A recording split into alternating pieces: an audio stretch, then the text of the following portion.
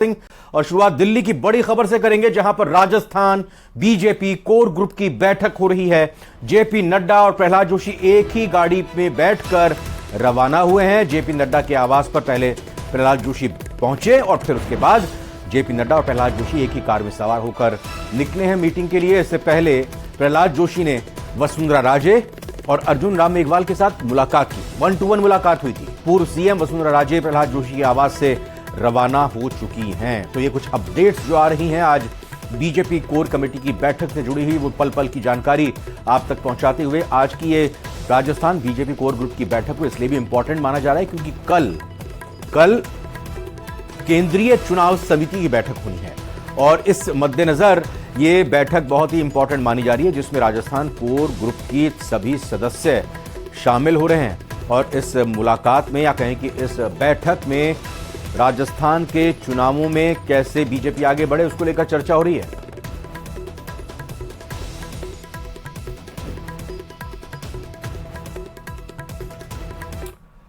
लखवीर सिंह शेखावत दिल्ली की आज की इस बैठक की पल पल की कवरेज कर रहे हैं, रिपोर्टिंग कर रहे हैं और नजर बनाए हुए हैं, जानकारी हमारे को दे रहे हैं। सीधा लखवीर का रुख करते हुए उनसे बात करते हैं। लखवीर, बताइए कि अभी क्या स्थिति है, क्या कुछ जानकारी है, कैसी जानकारी है और मुलाकात किस किस के बीच हो रही है?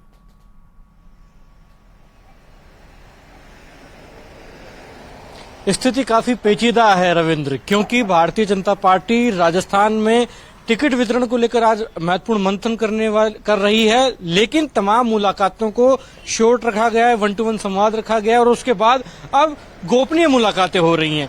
पहले दिन की शुरुआत जब हुई तो प्रदेश से तमाम नेताओं का दिल्ली आने का सिलसिला जारी रहा। उसके बाद प्रदेश के चुनाव प्रभारी प्रहलाद जोशी से 1-to-1 संवाद किया अर्जुन राम मेघवाल ने। 3 घंटे तक महत्वपूर्ण मंत्रणा हुई, चिंतन मनन हुआ कि किस प्रकार से टिकट वितरण किया जाए और स्वाभाविक है कि अर्जुन राम मेघवाल ने भी अपने समर्थकों के लिए सिफारिश की होगी।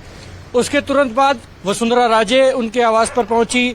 अर्जुन राम मेघवाल के निकलने के बाद प्रहलाद जोशी के आवास पर वसुंधरा राजे आई और प्रहलाद जोशी से मुलाकात हुई, लेकिन मुलाकात चल ही रही थी। इसी बीच प्रहलाद जोशी जारी बैठक के बीच जेपी नड्डा के आवास पर पहुंचे और जेपी नड्डा के घर पर उनकी जाने के तुरंत बाद वो एक गाड़ी में सवार होकर निकल गए।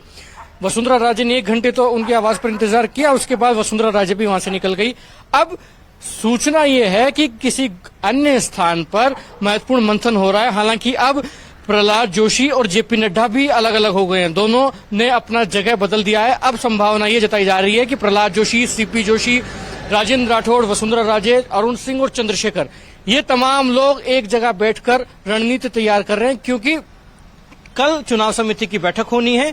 ऐसे में फाइनल टच दिया जा रहा है और एक्सरसाइज की जा रही है कि कैसे टिकट वितरण हो और किन किन लोगों पर पार्टी दाव खेले, क्योंकि कंट्रोवर्सीज काफी हैं, टिकट के लिए दावेदारों की संख्या काफी है। ऐसे में जिस भी व्यक्ति पर पार्टी विश्वास जताए वो निर्विवाद हो और जैसे ही उसको टिकट दिया जाए तो वो पार्टी के लिए जीत तो हासिल करे ही, उसके अलावा बगावत किसी प्रकार की न हो, उसके डैमेज कंट्रोल की रणनीति भी आज तैयार की जा रही है। और साफ तौर पर मैसेज टिकट वितरण के जरिए पार्टी ये देना चाहती है कि युवाओं, महिलाओं के साथ साथ जातिगत समीकरणों को भी साधा जाए, क्योंकि राजस्थान में जिस प्रकार से भारतीय जनता पार्टी में पर्दे के पीछे गुटबाजी है उसको पाटने का प्रयास लगातार बिल्कुल सभी समीकरणों को साधने की कोशिश है और ये भी दर्शाने की पूरी कोशिश है कि पहली लिस्ट अगर आती है तो पहली लिस्ट में ही कहीं गुटबाजी, नाराजगी, बगावत देखने को ना मिल जाए। आप लगातार नजर बनाकर रखें।